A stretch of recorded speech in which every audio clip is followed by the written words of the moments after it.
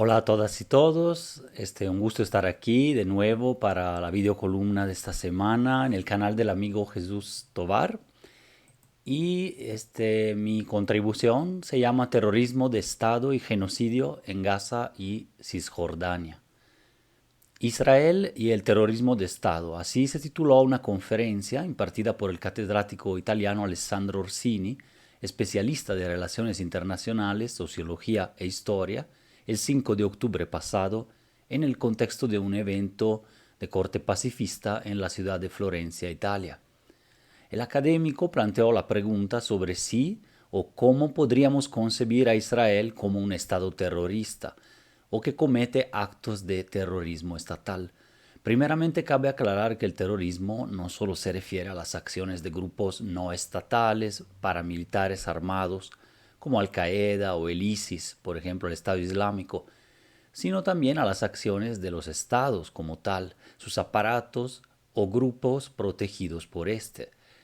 En primer lugar, remarca Orsini, hablar de terrorismo de Estado significa romper el mito del Estado liberal y democrático como totalmente exento de culpas y moralmente superior, una idea particularmente radicada en la cultura, la política y la mentalidad de Occidente, marcadas por su herencia colonialista y su presunta misión civilizadora.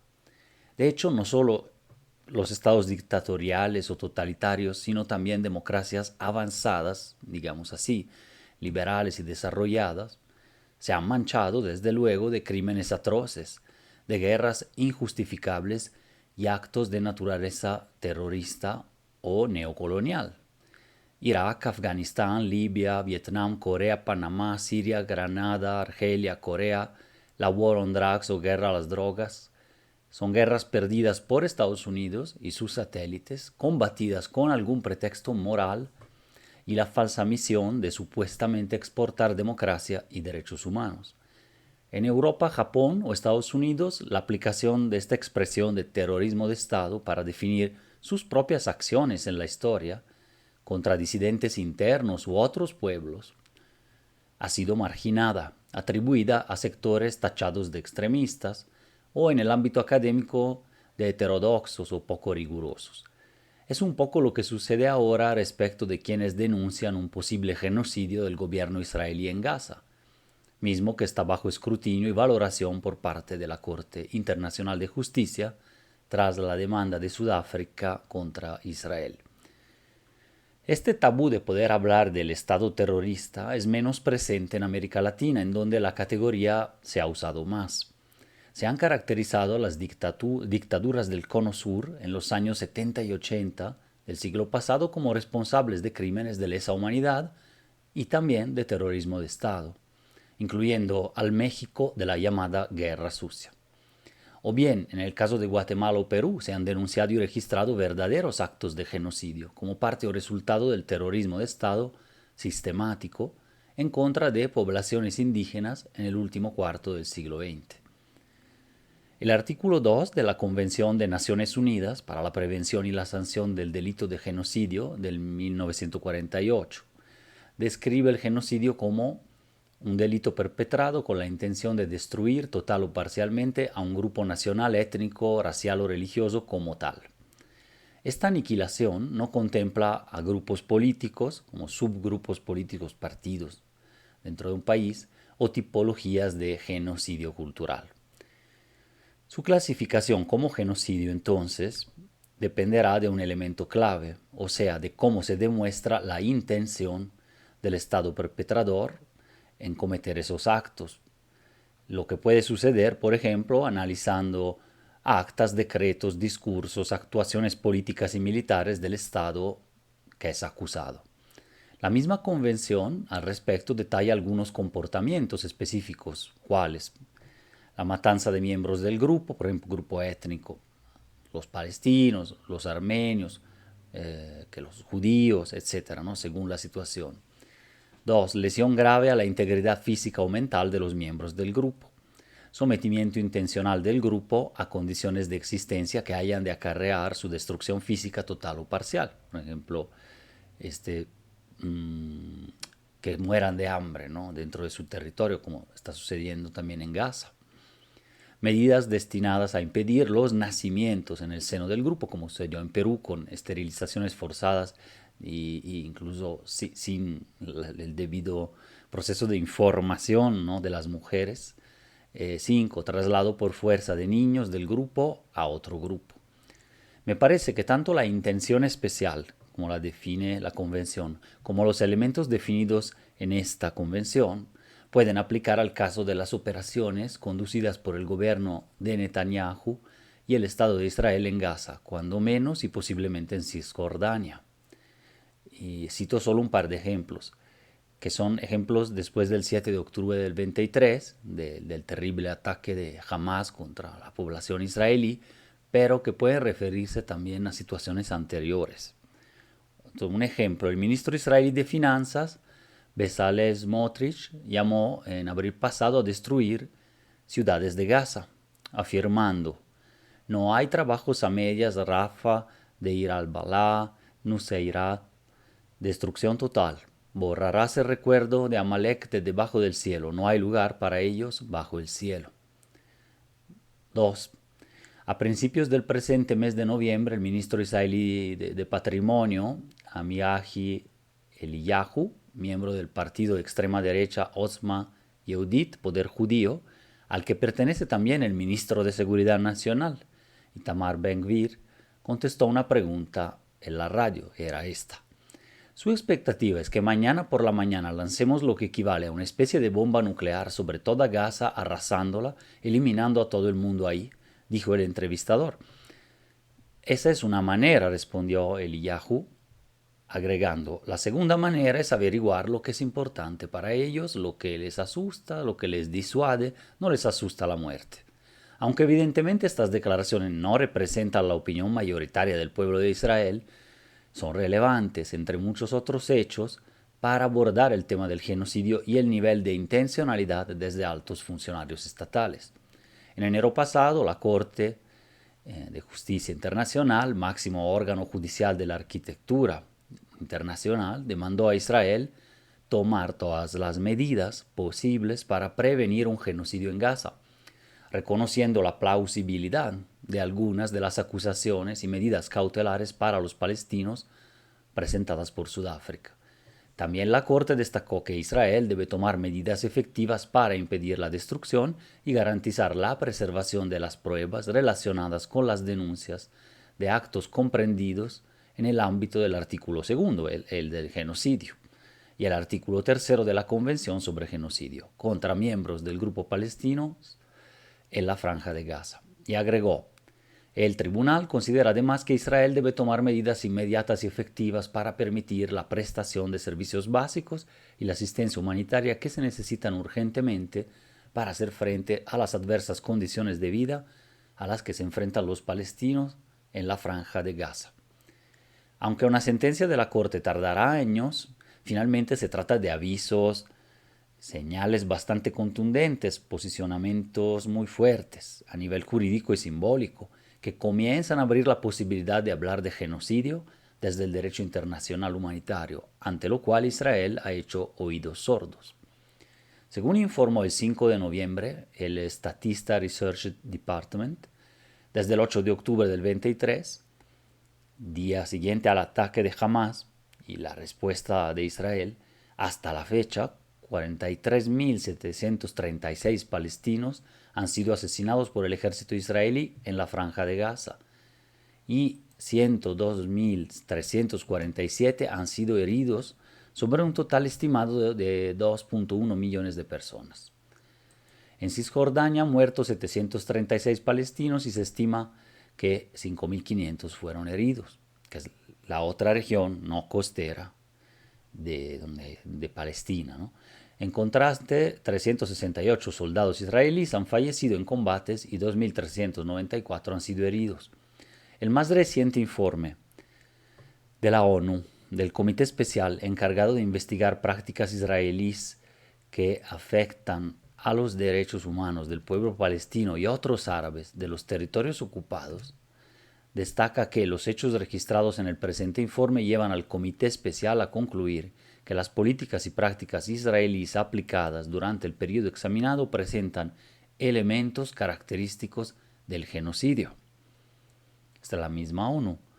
El otro informe ONU, publicado el 8 de noviembre, el informe semestral de actualización sobre la situación de derechos humanos en Gaza, del 1 de noviembre de 23 al 30 de abril del 2024, detalla lo siguiente. También nos explica paso a paso cómo puede escalar esta situación en términos de estos términos que a veces escuchamos, ¿no? El genocidio, crimen de lesa humanidad, o bien simplemente actos de guerra, etc. Entonces es muy didáctico, por eso que lo reporto aquí. Y dice, en muchos casos, las violaciones documentadas en este informe por las partes podrían incluir crímenes de guerra. Si se cometen como parte de un ataque generalizado sistemático dirigido contra una población civil, en aplicación de una política de Estado de una organización, puede constituir crímenes de lesa humanidad. Si se cometen con la intención de destruir total o parcialmente a un grupo nacional, étnico, racial o religioso, también pueden constituir genocidio. Es esencial que se juzguen debidamente las acusaciones graves de violación del derecho internacional a través de órganos judiciales creíbles e imparciales y que, mientras tanto, se recojan, conserven e investiguen todas las pruebas pertinentes. De alguna manera, retoma lo que la Corte empezó a decir, pero da otro aviso. Está diciendo que pudiera haber crímenes de guerra, pero que también van escalando a crímenes de lesa humanidad y potencialmente a genocidio, casi aludiendo al hecho de que sí están sucediendo estos hechos.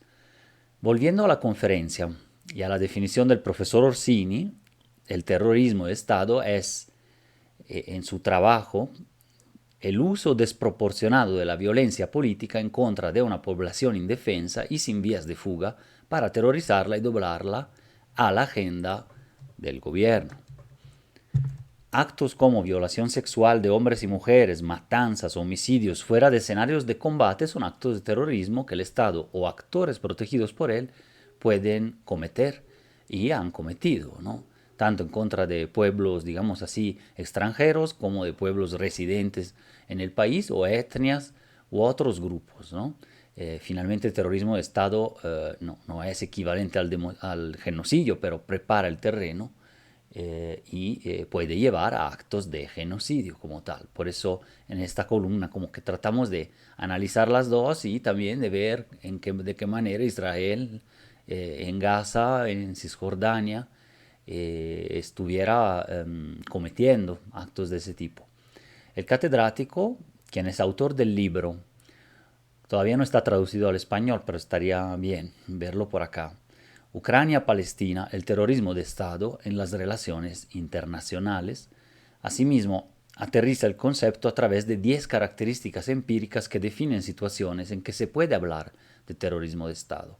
Considero importante mencionarlas a manera de guía para analizar situaciones como la que es objeto de este texto y para poderlas relacionar con el problema del genocidio, pues los actos de terrorismo de Estado bajo ciertas condiciones pueden ser parte de un contexto genocida o lo propician.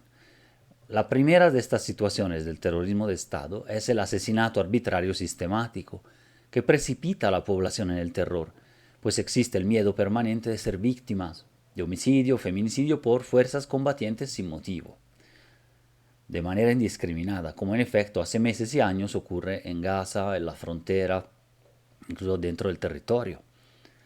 El segundo elemento es la aplicación de la tortura contra miembros de una población. El tercer comportamiento típico del Estado terrorista son las violaciones con fines de dominio, control e imposición del terror. Otro rasgo, el cuarto, es la violencia intercomunitaria, en donde el Estado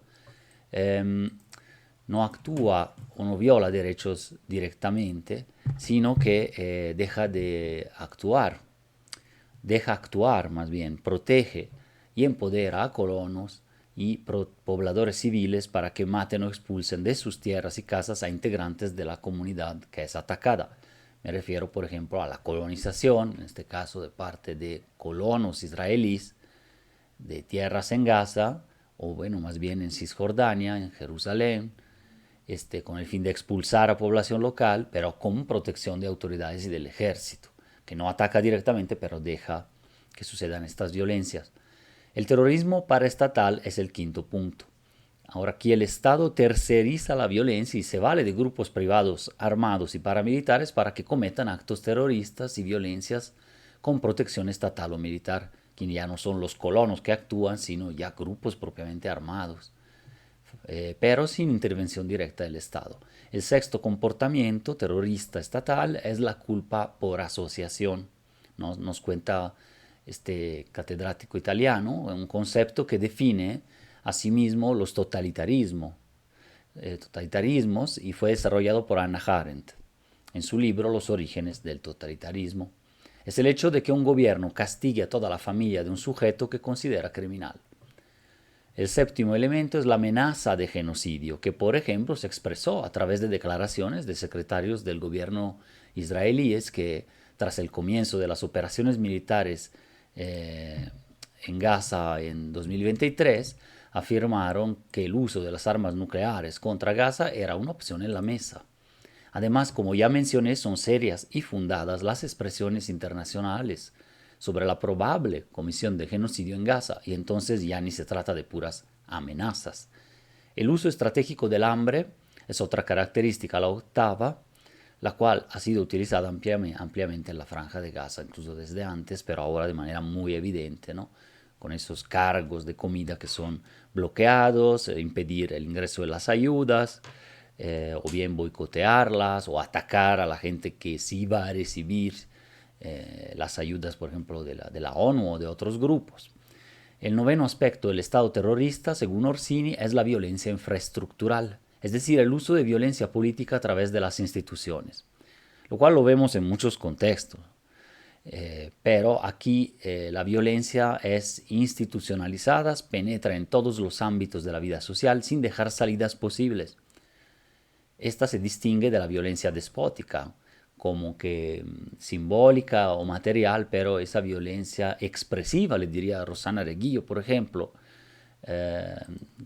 que consiste en actos excepcionales, crueles y altamente demostrativos de aparatos del Estado en contra de población indefensa, para dar una señal fuerte y someterla como un acto hasta en la plaza pública, ¿no? O bien ejecuciones, etcétera, pero de manera excepcional.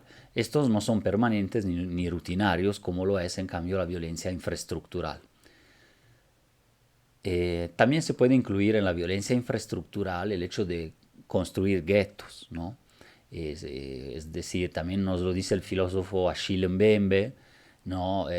Palestina, pero también Jerusalén, otras ciudades están pensadas y hechas para segregar a partes de la población, lo cual sucede también en nuestras ciudades, pero cuando cortan en dos con una carretera deliberadamente construida ahí, una colonia que se vuelve luego cada vez más conflictiva, o separan pedazos de población hasta por pisos, ¿no? Quien circula en el piso de arriba de paga, en el piso mediano, en el piso de abajo de la infraestructura urbana, ¿no? Entonces eso también sucede, pero ahí es deliberado y es sistemático, por ejemplo en Gaza.